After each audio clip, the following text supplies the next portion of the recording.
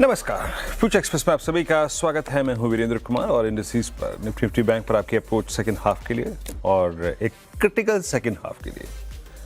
मैं critical second half इसलिए बोल रहा हूं, एक तो शुक्रवार का दिन और दूसरी बात एक मिसमैच। एक अगर आप देखें विरोधाभास था आज सुबह सुबह गिफ्ट निफ्टी और जो वॉल स्ट्रीट पे हुआ गिफ्ट निफ्टी और जो एशियन मार्केट्स में हो रहा था। गिफ्ट निफ्टी जो कि क्रूड कह रहा था, गिफ्ट निफ्टी वर्सेस जो कि कल की यूएस की बॉन्ड यील्ड कह रहे थे।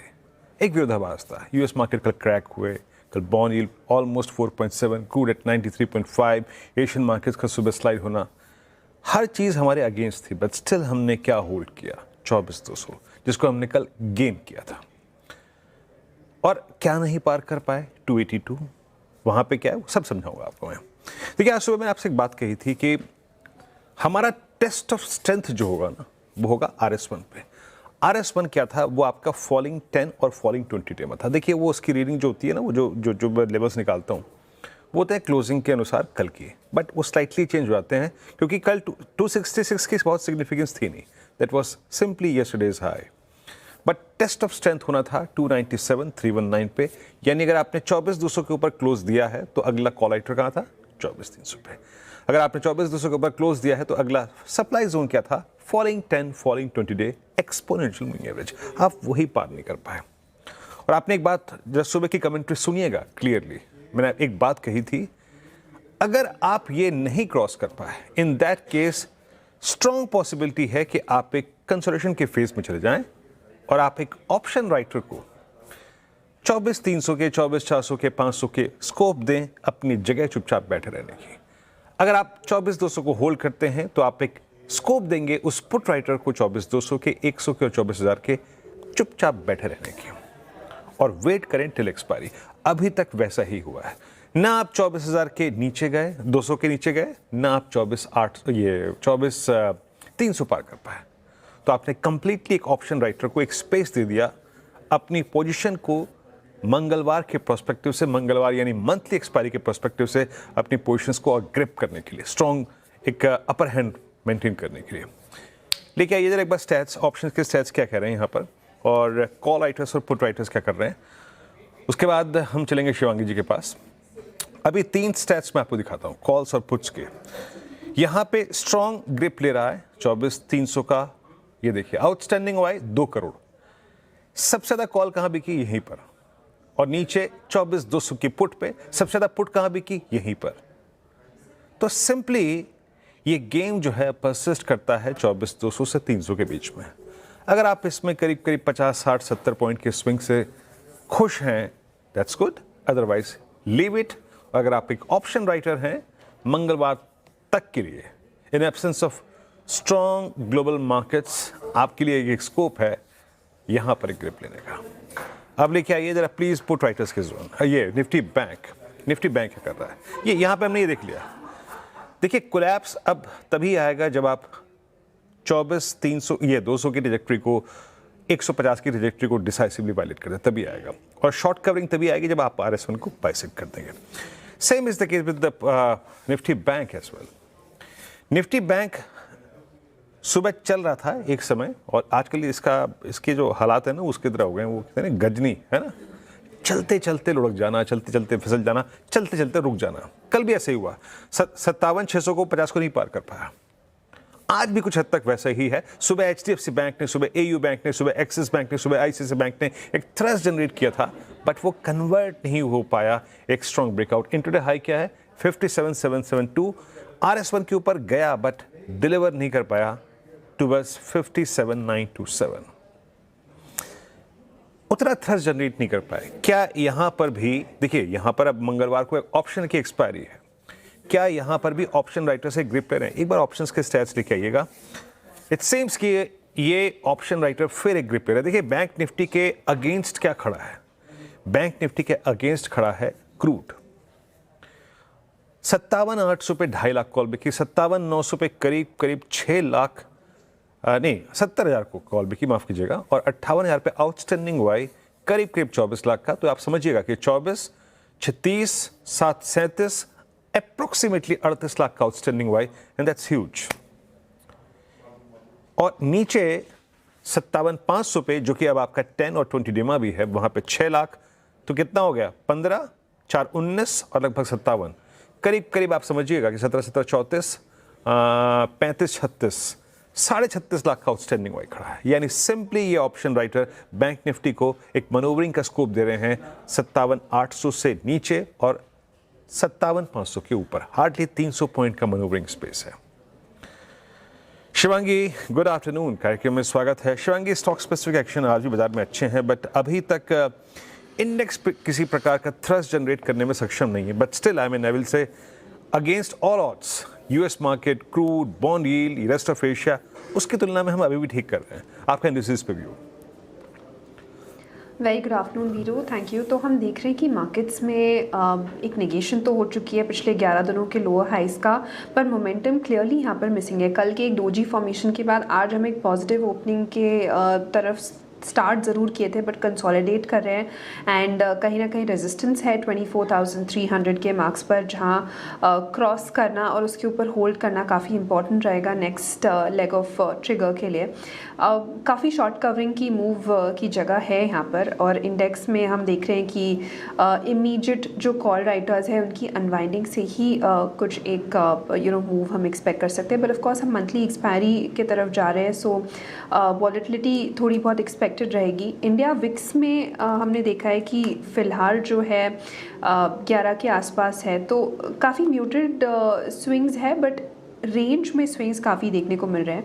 तो यहाँ पर अगर नज़रिया रहेगा निफ्टी का, थोड़ा कंसोलिडेटिव बैंड में ही रहेगा। 24,300 को अगर ये क्रॉस करके होल्ड करता है, तब हम 24,500 के पड़ाव पर मूव करेंगे। सपोर्ट के तौर पे 24,200 इमीडिएट बेस बनते हुए दिख रहा है, जो कि इसका एक 50 daily exponential moving average level भी है। और सेकंड, थोड़े स्लाइटली पोजिशनल की अगर हम बात करें तो 24,100 तक के लेवल्स एक्सपायरी के लिए हमें ध्यान रखना चाहिए। दूसरी ओर अगर हम बैंक निफ्टी की बात करें तो बिल्कुल यहाँ पर जो है आउट परफॉर्मेंस देखने की शुरुआत ज़रूर हुई थी।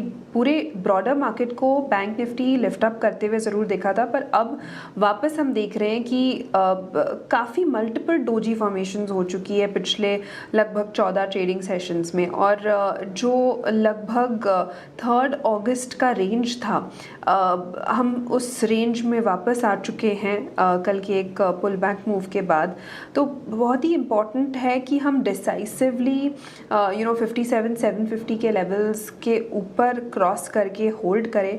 तो दोनों ही इंडेक्स में ऐसा टेक है कि अगर ये लेवल्स को हम सरपास कर पा रहे, तभी यहाँ पर तेज़ी एक्सपेक्टेड रहेगी, वरना कंसोलिडेटिव और रेंज बाउंड मूव की तरफ हम जा रहे हैं। ऑफ कोर्स डाउन साइड भी हम ज़्यादा नहीं एक्सपेक्ट कर रहे हैं, बट क्योंकि सपोर्ट बेस बाइंग इतनी स्ट्रांगली भी नज़र आ रही है।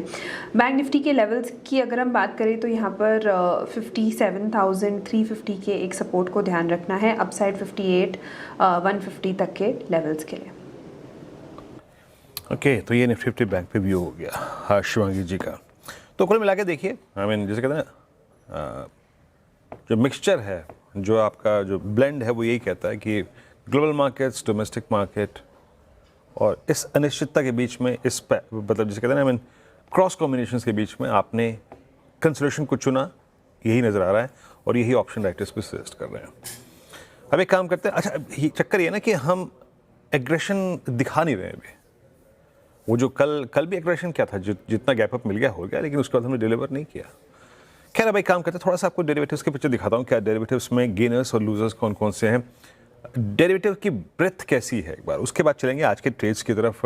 एक बार रखिएगा जरा प्लीज़,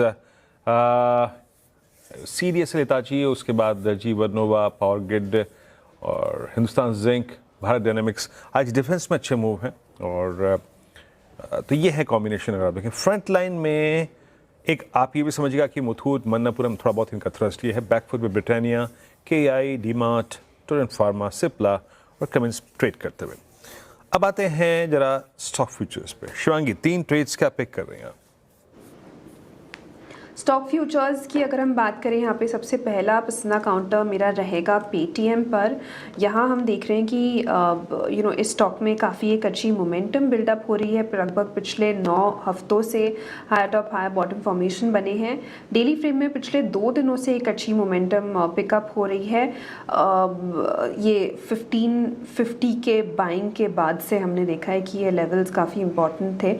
एंड पिछले पूरे लगभग हमने देखा है 3 महीनों में ये स्टॉक काफ़ी आउट परफॉर्म किया है पूरे मार्केट में।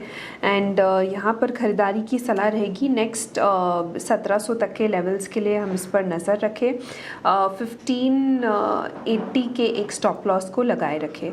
दूसरा पिक मेरा रहेगा पॉलिसी बाज़ार पर। यहाँ पर हम देख रहे हैं कि एक अच्छी मोमेंटम पिछले 2 हफ्तों से हो रही है। आज के एक लॉन्गर लोअर शैडो का इंडिकेशन है कि लोअर लेवल्स पे काफ़ी अच्छी पुल बैक मूव है। एंड RSI भी एक पॉजिटिव ट्रेजेक्ट्री दिखा रहा है। यहाँ पर अच्छे वॉल्यूम्स ऐड हो रहे हैं इस लेवल्स पर। तो यहाँ पे 1850 के नेक्स्ट टारगेट्स के लिए खरीदारी करें 1750 के एक स्टॉप लॉस के साथ। तीसरा पिक मेरा रहेगा नैम इंडिया पर। यहाँ पर हम देख रहे हैं कि एक अच्छी खासी शॉर्ट कवरिंग ट्रिगर हुई है और लगभग पिछले 7 हफ्तों के बैंड को क्रॉस करके हमने हायर जोन्स को 1230 के जो जोन था उसको सरपास करके क्रॉस किया है। बहुत ही अच्छी मोमेंटम पिछले 2-3 दिनों से हम देख रहे हैं और एक inverted head and shoulder pattern formation का भी ब्रेकआउट है।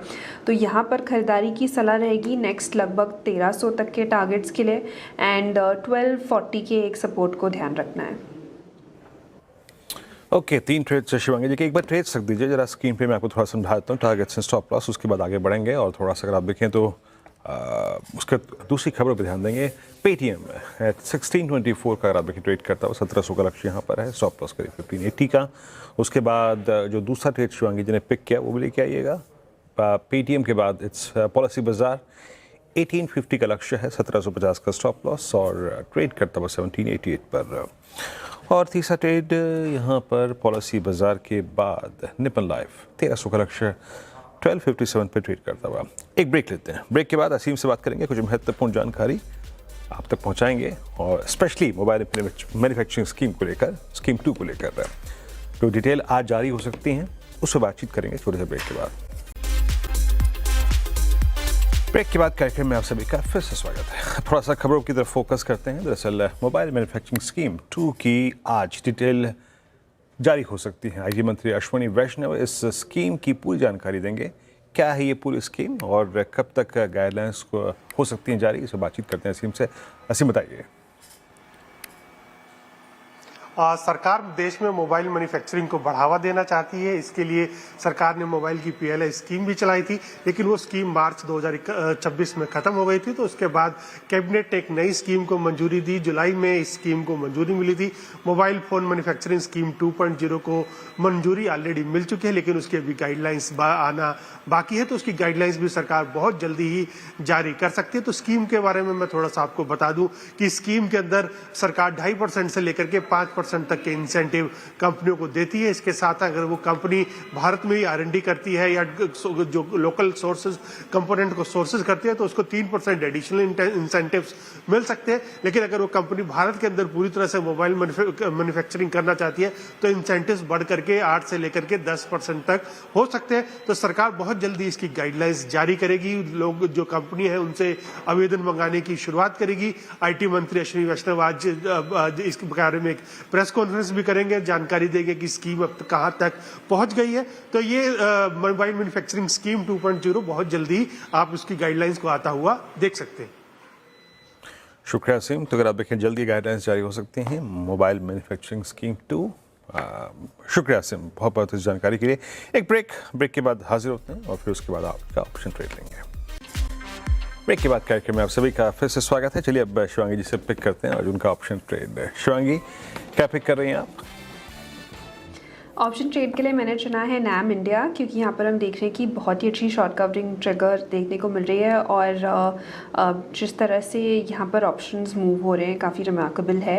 प्रीवियस रेजिस्टेंसेस के ऊपर काफ़ी कंफर्टेबली होल्ड करते हुए दिख रहा है ये स्टॉक, एंड यहाँ पर मेरी नज़र है 1300 के कॉल ऑप्शन पर यहाँ पर मैं देख रही हूँ 29 सितंबर के एक्सपायरी के कॉल ऑप्शन को।